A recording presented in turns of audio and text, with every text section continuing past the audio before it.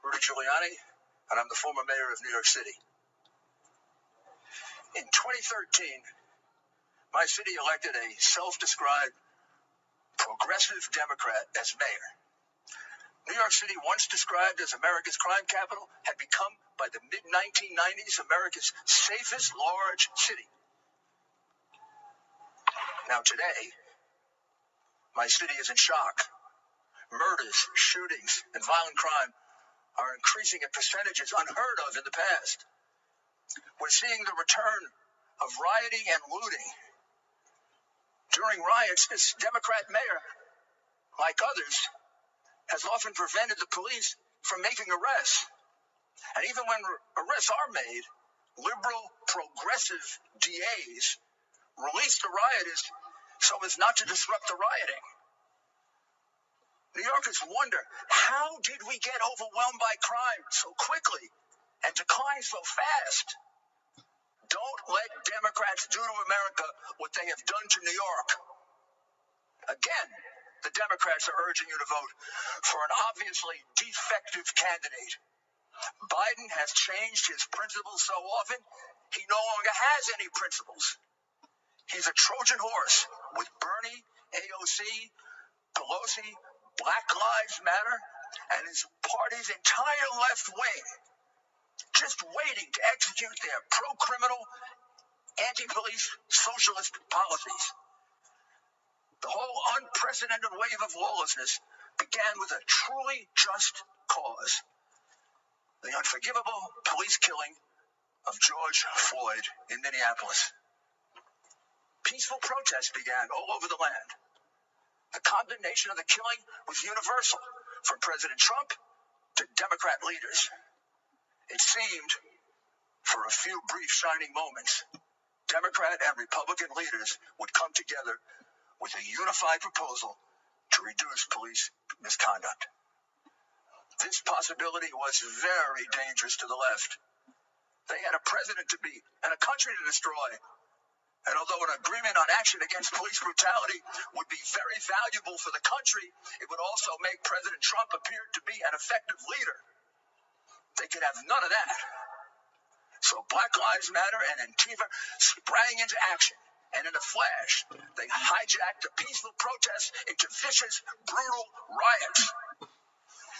Soon protests turned into riots in many other American cities, almost all Democrat. Businesses were burned and crushed, people beaten, shot and killed, police officers routinely assaulted, badly beaten, and occasionally murdered. And the police handcuffed by progressive Democrat mayors from doing anything but observe the crimes and absorb the blows. But the worst of it was the slaughter of innocent young people with their whole lives ahead of them. The murder of 4-year-old LeGrand Talfera in Kansas City shocked the nation, but not Black Lives Matter or their many Democrat supporters. 17-year-old basketball star Brandon Hendricks was killed in the Bronx just days after graduating high school and on his way to St. John's to play basketball. He passed with only a brief mention. 1-year-old Davil Gardner Jr. was shot and killed in a stroller at a cookout in Brooklyn, and it caused no outrage. For President Trump and for us Republicans, all Black lives matter, and the lives of LeGrand and Brandon Davil matter to us. All lives matter to us. These continuous riots in Democratic cities gives you a good view of the future under Biden. All 5 of the top cities for homicides, like the top cities for rioting and looting, are governed by progressive Democrats, using the progressive Democrat approach to crime, which is to do nothing substantive to reduce it, to release prisoners, as many and as soon as possible, and to go to war with the police, the only group with the capability to protect your citizens. It is clear that a vote for Biden and the Democrats creates the risk that you will bring this lawlessness to your city, to your town, to your suburb. There is no question that this awesome job of restoring safety for our people cannot be done from your basement, Joe.